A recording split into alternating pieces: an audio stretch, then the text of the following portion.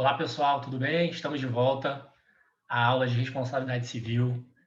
Nós vamos tratar nesse módulo do ato ilícito do abuso do direito, revisitando temas que vocês estudaram na parte geral e que são de extrema importância para o bom desenvolvimento do estudo da responsabilidade civil, beleza? Quem curtiu esse vídeo, quem curtiu o vídeo passado, pode deixar aí o like, pode deixar o seu comentário, que é legal que eu fico sabendo se vocês estão curtindo ou não, beleza?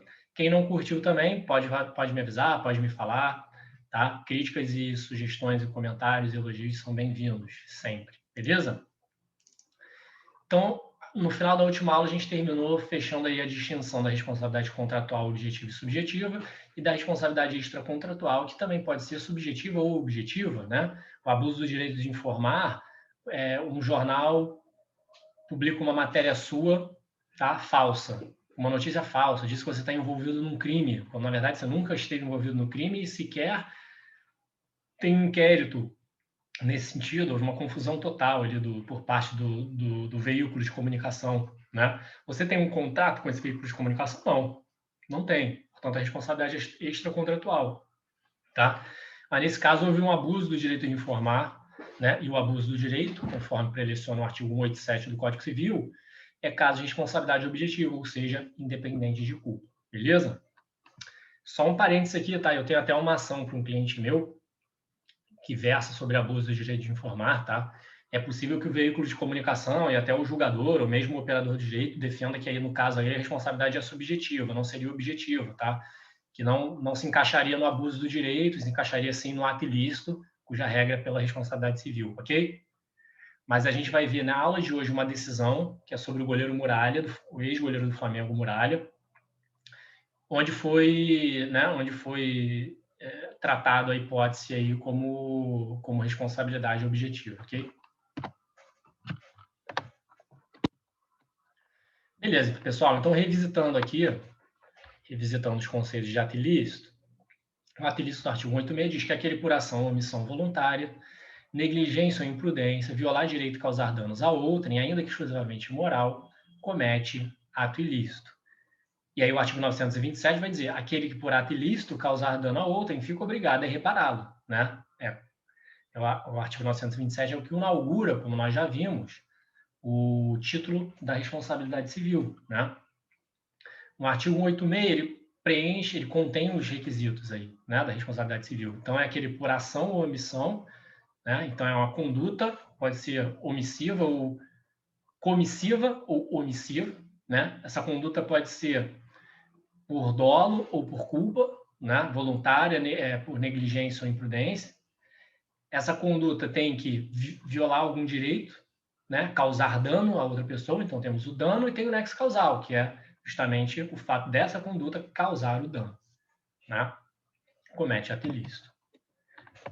Beleza, aí tem o que eu falei. Então, uma conduta, ação, omissão, mais culpa em sentido amplo, que engloba culpa ou dolo, mais dano, mais o nexo causal entre a conduta e o dano, igual obrigação de reparar o dano. Beleza? E o abuso do direito, pessoal? Como é que é, o que é o abuso do direito, né?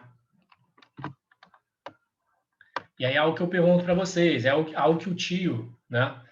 Lembra do parente, né? E o teu tio estava te perguntando as questões de responsabilidade civil, sua tia chegou ali também, estava interessada no assunto, e aí perguntar: vocês viram o caso lá do Muralha, a propaganda que fizeram dele no jornal, ele ficou revoltado, e disseram ali que tinha um abuso do direito, ele alegava que tinha um abuso do direito por parte do jornal, né? O que é abuso do direito? E aí como é que vocês responderiam, tendo vocês já estudado parte geral?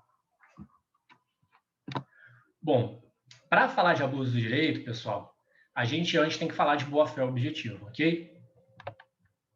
E aí falando em boa-fé objetiva, vou fazer um parênteses aqui, eu tive a felicidade de, em Portugal, no meu mestrado, estudar com o Papa da Boa-Fé, que é o professor Antônio Menezes Cordeiro. Tá? Ele tem um livro que é a tese de doutorado dele, é um livro gigante, pesado, leitura difícil, é só sobre a boa-fé. O cara é considerado papa, ele é advogado e trabalha com arbitragem também, né? Bastante arbitragem internacional. E o cara, professor super gente boa, já é um senhor já, né? Super gente boa, gente fina pra caramba. Um maior prazer. Inclusive, ele foi meu orientador também da minha dissertação do mestrado. Então, beleza. A gente tem que falar de boa-fé objetiva, né? A boa-fé objetiva, o que ela é? Ela exige, né, que os sujeitos atuem em conformidade com determinados padrões, standards, né, de conduta objetivamente adequados aos parâmetros de honestidade, lealdade e colaboração necessários para se alcançar os interesses da relação obrigacional. Então, você exige que as partes, né, numa determinada relação obrigacional, elas atuem de acordo com padrões de conduta esperado, né? E aí, que padrão é esse? Honestidade, lealdade e colaboração, para que o resultado dessa relação obrigacional seja alcançado, ou seja, que os interesses, tanto os seus, mas quanto os da outra parte também, sejam alcançados, né? Você não pode olhar só para si, né? E ainda tem um exemplo clássico, né? Aqui no Brasil tem um autor famoso, Clóvis do Couto e Silva, um autor já antigo, bem antigo, mas que tratou da obrigação como um processo, né? Que a obrigação são atos encadeados, subsequentes, né? Que buscam aí justamente alcançar o interesse de ambas as partes. Então, por exemplo, tem um exemplo clássico que é do outdoor, né? Você contrata uma empresa, você é dono de uma empresa de perfume chique para a classe A, tá? O seu público-alvo é a classe A. E aí você contrata uma empresa, né, de publicidade para colocar outdoors na cidade com o seu produto, né? Fazendo propaganda do seu produto, publicidade do seu produto. Só que vocês não estipulam no contrato exatamente onde esses outdoors vão ser fixados, né? E aí o que a empresa faz? Ela pega uma rua sem saída, num bairro de periferia, e coloca seus anúncios lá. Então são ruas sem movimento e cujos moradores não são o público-alvo do seu produto, tá? Aí vejam nesse exemplo que, em termos estritamente legais, né, contratuais, no caso, em termos estritamente de contrato, a empresa de publicidade cumpriu com o contrator. Você contratou ali para ela botar 5 outdoors na cidade. Ela colocou 5 outdoors na cidade, né?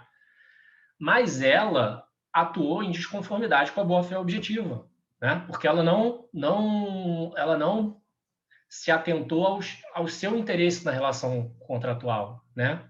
Porque ela colocou os outdoors no local que o seu público-alvo não passa, não vê, né? Não reside, beleza? Então, nesse caso, muito embora formalmente o contrato tenha sido observado, materialmente, substancialmente, em razão da boa-fé objetiva, houve um inadimplemento contratual, beleza? E aí a gente está falando de boa-fé objetiva, né, pessoal? Qual a diferença entre boa-fé objetiva e boa-fé subjetiva? Bom, o conceito de boa-fé objetiva a gente já viu, né? E o que é a boa-fé subjetiva? Na boa-fé subjetiva, né, ela se reporta a um elemento intencional do sujeito, que envolve o convencimento ou consciência de se ter um comportamento em conformidade com o direito. Ou seja, o sujeito acha que está agindo corretamente. Esse achar agir corretamente é a boa-fé subjetiva. Na boa-fé objetiva, você não olha para o que ele acha, você olha para o que ele fez. Ele atuou em conformidade com os padrão de conduta esperado? Sim, atuou conforme a boa-fé objetiva. Não atuou desconforme a boa-fé objetiva. Você não analisou a intenção dele. Agora, você analisa a intenção, ele queria, ele sabia, aí você vai estar tratando da boa-fé subjetiva, né? Então, a boa-fé subjetiva, portanto, exprime uma situação psicológica do agente que, desprovido de malícia, crê estar agindo em conformidade com as regras sociais, né?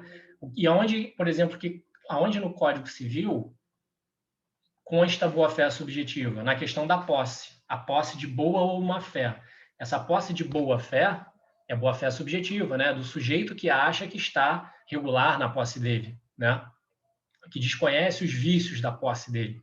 Tá vendo que a intenção do cara é o que ele sabia, o conhecimento, né? Ele acha que ele está legal ali, mas na verdade ele não está, porque ele comprou o terreno de um cara que não era o dono, né? Um contrato ali falsificado. Então, ele acha que é o proprietário, ele acha que está na posse do bem, mas não é, no fato não é. Mas ele está de boa-fé subjetiva, beleza? Já na boa-fé objetiva, como eu já expliquei, não importa a intenção do sujeito, mas sim se ele agiu de acordo com o padrão de conduta esperado. E aí eu trouxe uma decisão lá de Portugal, pessoal. Superior Tribunal de Justiça, Supremo Tribunal de Justiça de Portugal, que conceituou esse, né, ao longo da decisão, trecho da decisão, né, pessoal? Conceituou isso, a boa-fé. O conceito normativo de boa-fé é utilizado pelo legislador em dois sentidos distintos. No sentido de boa-fé objetiva, enquanto norma de conduta, ou seja, no plano dos princípios normativos, com base orientadora e fundamento de efetivas soluções reguladoras dos conflitos de interesses, alcançados através da densificação, concretização e preenchimento pelos tribunais dessa cláusula geral. E no sentido de boa-fé subjetiva ou psicológica, isto é, como consciência ou convicção justificada de se adotar um comportamento conforme o direito e respectivas exigências éticas, beleza?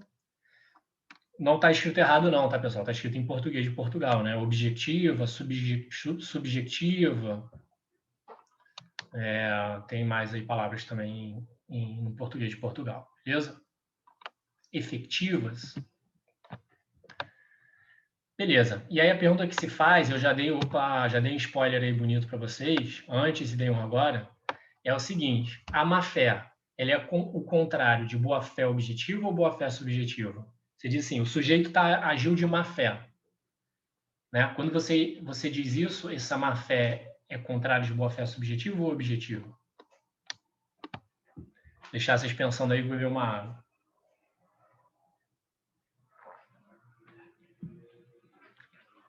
Bom, pessoal, boa-fé subjetiva, né? Porque o cara que age de má-fé, ele age com malícia, ele sabe que está agindo errado, né?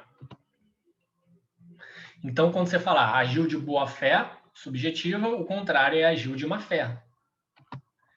Se o sujeito agiu conforme a boa-fé objetiva, o contrário, ele agiu desconforme a boa-fé.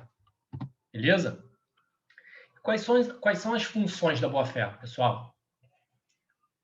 Isso também vocês já aprenderam provavelmente em contratos, tá? Contratos 1.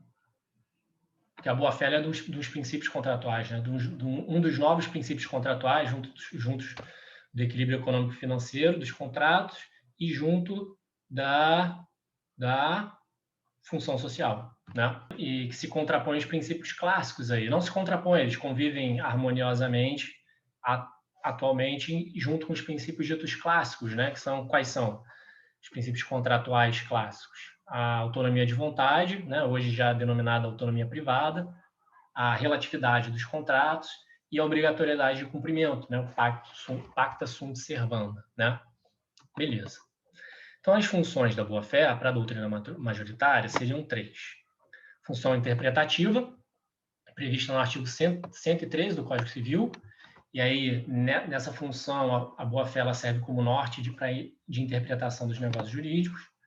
Função integrativa, prevista no artigo 422 do Código Civil, e aí nessa função a boa-fé cria deveres anexos, né? Deveres de proteção, lealdade, informação, que existem nas relações contratuais, independente da vontade das partes. Mesmo que não tenha sido previsto no contrato, esses deveres estão presentes.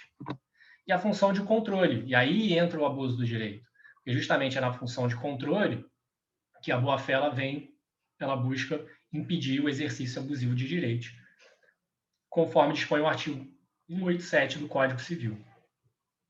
Beleza? Vamos ler o artigo 187, pessoal? Abram o código aí e me acompanhem. Também comete ato ilícito o titular de um direito que, ao exercê-lo, excede manifestamente os limites impostos pelo seu fim econômico ou social, pela boa-fé ou pelos bons costumes. Vejam que, pessoal, no abuso do direito, o agente ele não desrespeita a estrutura da norma, mas viola o seu espírito. Eu dei um exemplo de abuso de direito para vocês, justamente esse, daquele contrato, né, do outdoor. A estrutura do contrato foi cumprida, mas o espírito do contrato não foi, né? Então, um outro exemplo aqui, da cláusula de devolução, né? Nos contratos de locação, normalmente é previsto que o locatário, ou seja, quem aluga o imóvel, tem que devolver o imóvel pintado ao final do contrato, para o locador, ou seja, para quem aluga o imóvel, tá? E muitas das vezes não se especifica a cor da pintura da parede, tá? E no meu exemplo, o contrato não previu, só disse ao término do contrato, o locatário deve devolver o imóvel pintado. Ponto. Só isso. O locatário, tá? Vamos dizer que o locatário ele queria permanecer no contrato por mais tempo e o locador não quis. O locador, não, eu quero sair, eu quero fazer outra coisa com esse imóvel, quero vender, quero alugar para outra pessoa e tal. E não deu para a outra pessoa oferecer mais do que o locatário estava disposto a oferecer. Então, ele falou, então vamos encerrar o contrato. Tá? Vamos dizer que podia encerrar o contrato, o prazo já estava por prazo indeterminado, o contrato era de 30 ou mais meses inicialmente, já estava correndo por prazo indeterminado, então podia haver a denúncia aí do contrato, desmotivado. Beleza? Imotivado. Beleza, aí o locatário pé da vida, né, que vai ter que entregar o imóvel, vê ali que tem que devolver o imóvel pintado, e aí pinta todo de roxo o imóvel. Compra tinta roxa, pinta todas as paredes do imóvel de roxo, entrega as chaves para o locador. Aqui, ó, toma suas chaves, estou te entregando o imóvel pintado como a gente combinou, como está no contrato. Aí o locador olha, pô, realmente no contrato está prevendo que tem que entregar pintado, mas não em pintado de roxo, né? E aí, quem tem razão nessa hipótese, pessoal? Bom, pela boa-fé, você pode defender que quem tem razão é o locador, né? Porque qual é o fim econômico social, né, da cláusula que prevê a devolução do imóvel pintado? É facilitar uma revenda ou um realuguel, né? É facilitar a utilização do imóvel após a moradia, né? Após o término do contrato de locação. Facilitar que você se utilize daquele imóvel. Como é que você vai... É mais fácil você alugar um imóvel, né? Pintado ou que não tenha pintado? É mais fácil você vender um imóvel que esteja pintado ou que não esteja pintado, né? Com certeza pintado. Então, esse é o fim econômico da cláusula. Esse fim econômico foi observado ao locatário entregar o imóvel pintado de roxo, ou seja, um imóvel residencial pintado de roxo. Ele facilita a venda, facilita a locação ou ele dificulta? Dificulta, né, pessoal? Portanto, houve aí um abuso do direito por parte do locatário, né? Ele violou aí o fim econômico da cláusula manifestamente, portanto, cometeu um ato ilícito, certo? Ensejando aí a obrigação de ensejando aí a responsabilidade civil, né? A obrigação de reparar o dano. Beleza? Tranquilo? Agora, vamos dizer que nesse mesmo exemplo, o locatário ele é New Wave. Sabe como é que é? Aquele cara é New Wave, e o cara curte incenso, e ele acha que a cor roxa é uma cor excelente, é a cor ali do ano, é a cor que vai trazer prosperidade, criatividade, paz, sucesso, é a cor multifacetada aí que vai ser bom, né? Ele gostaria de morar no imóvel roxo, então ele fala, pô, eu vou fazer um bem para o locador, né? Eu não vou pintar aqui da cor que ele me entregou, essa cor sem graça, branco. Vou pintar de roxo, que é a cor do momento, é a cor do ano. Isso ele vai adorar. Ele vai adorar com certeza. E o cara pinta de roxo. E o locador não adora coisa nenhuma. Ele fala, pô, roxo? Não quero roxo. Isso vai me dificultar alugar de novo, vai me dificultar vender. Se eu quiser morar, eu não vou morar no imóvel roxo, vou ter que pintar. E aí, nesse caso, pessoal, há abuso do direito ou não há? Resposta. O que a gente já viu da boa-fé objetiva? A boa-fé objetiva, ela depende da intenção do sujeito? Resposta, não. Ela depende do quê? Do resultado prático. Independente se o cara agiu de boa ou má fé. Né? Nesse meu exemplo, o cara agiu de boa fé subjetiva. Ele agiu achando que estava fazendo bem, fazendo algo bom. Né? Mas ele agiu desconforme a boa-fé objetiva, porque o resultado prático não foi não foi o resultado padrão, né? Não foi o comportamento padrão esperado, beleza? Então, mesmo nesse caso, há também aí o abuso do direito, beleza, pessoal? Entendido essa parte? E aí eu vou contar aqui para vocês como é que surgiu essa história de abuso do direito. Bom, surgiu na França, tá? Bom, vou ler aqui que o Anderson Schreiber comenta, tá? Eu gosto muito do manual deles. Se vocês quiserem um manual de civil, eu indicaria o do Anderson Schreiber, tá? Acho um manual bem bacana. Agora, é claro que é bom vocês comprarem livros, né, não manuais, aí livros também específicos de cada matéria, pelo menos das matérias que vocês mais se interessarem. Mas, em termos de manual, eu gosto bastante do manual dele. Ele diz o seguinte: a noção de abuso do direito tem origem eminentemente jurisprudencial, ou seja, nos tribunais. Não contemplada pelo Código Napoleão, a categoria do abuso surge, ao menos em sua versão moderna, como uma criação dos tribunais franceses para impedir os resultados iníquos derivados do exercício de direitos subjetivos, aos quais a dogmática liberal havia dado um caráter absoluto. Exemplo, direito de propriedade, é o que a gente vai ver. Em sua concepção original, o ato abusivo identificava-se com o ato emulativo, ou seja, aquele praticado com exclusivo intuito de causar dano a outrem. Vejam portanto, que na origem do Instituto havia a obrigação da intenção do sujeito de causar prejuízo ao outro. Tá? Hoje em dia, não mais, como a gente viu no exemplo anterior. E quais foram os casos, pessoal, que deram origem ao abuso do direito? Né? Foi um caso de 1915, na França, da chaminé. E em 1912 tem um caso também bastante famoso, que é o caso das estacas de ferro. Vou contar como é que foi essa história, beleza? Caso da chaminé. 2 vizinhos, cada qual ali com o seu terreno, com a sua casa, a sua propriedade, e os caras não se gostavam. O vizinho achava o outro fofoqueiro, e o outro achava o vizinho antipático, e os caras não se bicavam. E aí o que aconteceu? Um vizinho, para sacanear o outro, construiu uma chaminé imensa, muito alta, muito, muito alta. Para quê? Para tapar o sol, para evitar que o sol batesse na casa do vizinho, né?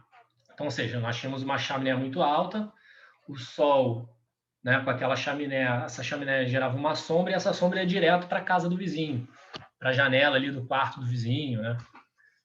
Então, prejudicava ali o vizinho, né? Vamos chamar o vizinho A, vizinho B, tá? Quem construiu a chaminé foi o vizinho A para prejudicar o vizinho B.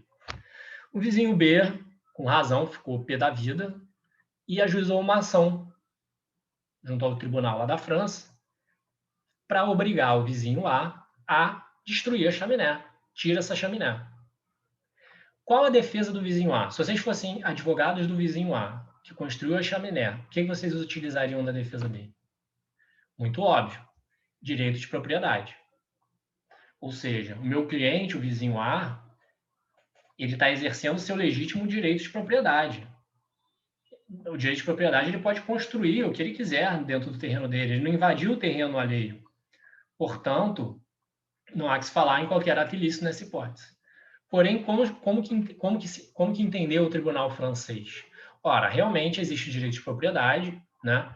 Em regra, o proprietário pode se valer, né, dos seus poderes ali, da propriedade, né? Usar, gozar, fruir, usar, fruir, reivindicar e alienar, né? Mas, nesse caso, ele não exerceu o seu direito de forma legítima, né? Ele exerceu o seu direito de forma o quê, pessoal? Abusiva. Por quê? E aí no início tinha essa obrigatoriedade, porque ele fez isso com exclusivo intuito, a exclusiva intenção de prejudicar o vizinho B. Portanto, julgo procedente a ação, exijo que destrua aí a chaminé. Beleza? Lembrando só que, atualmente, o abuso do direito não exige a intenção, né? A gente já viu isso, tá? De prejudicar o terceiro. Como é que é a estaca de ferro? Também na França, em 1912, história muito parecida. Vizinho A, vizinho B não se bicavam, só que o vizinho B, ele tinha uma atividade no terreno dele que era de pouso e decolagem de Zeppelin. Tem um nome para o Zeppelin. De dirigível. Era pouso e decolagem dirigível. Quem não conhece dirigível, dá um pause aqui agora, entra no Google que vai ver o que é, tá? É tipo um balão, só que é um balão de hélio, gás hélio, que é explosivo, era perigoso andar nisso, e ao invés de você ficar num balde ali embaixo, né, é uma estrutura maior, comporta mais pessoas, e ela fica acoplada nesse balão de hélio grande, tá? E ele tem uma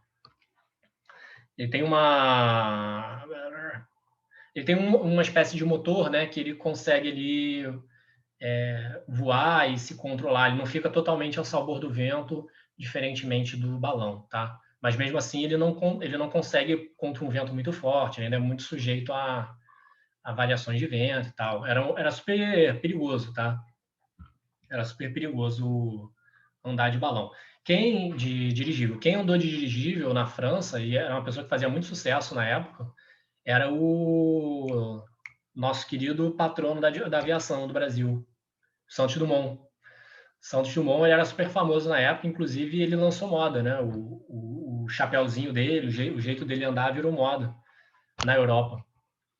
E para quem não conhece, recomendo. Em Petrópolis tem a casa dele e é sensacional, um lugar muito legal de se visitar, conhecer. O cara é um gênio, né? O cara é um gênio da história do Brasil. A gente deve valorizar mais os nossos gênios da história, né?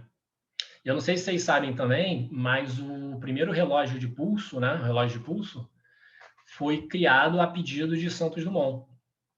Porque ele precisava, quando estava pilotando, ele precisava, e aí pilotando avião, né? Ele precisava olhar ver as horas de forma rápida, né? Sem tirar o olho ali dos equipamentos e tal.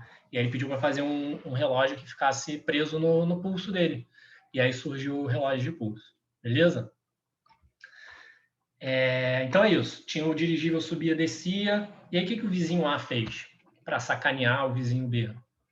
Ele construiu um monte de estaca de ferro alta, pontiaguda, dentro do terreno dele, não avançou para o terreno do vizinho. Mas como dirigível, ele é um meio de transporte que ele oscila ali ao sabor do vento, né? Corria muito risco dele perder o controle, bater na estaca de ferro e ia explodir, né? Porque ele era de gás hélio, podia inclusive explodir. Mesma coisa, o proprietário do terreno B ajuizou a ação contra o proprietário do terreno A, pedindo para ele retirar as estacas de ferro. O proprietário usou o mesmo argumento, que ele estava exercendo seu direito de propriedade, ele fazia o que quisesse na propriedade, ninguém podia intervir na propriedade dele.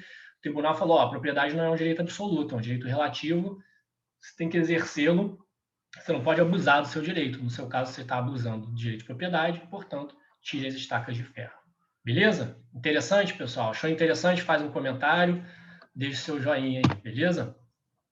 E olha que interessante no Código Civil atual, pessoal.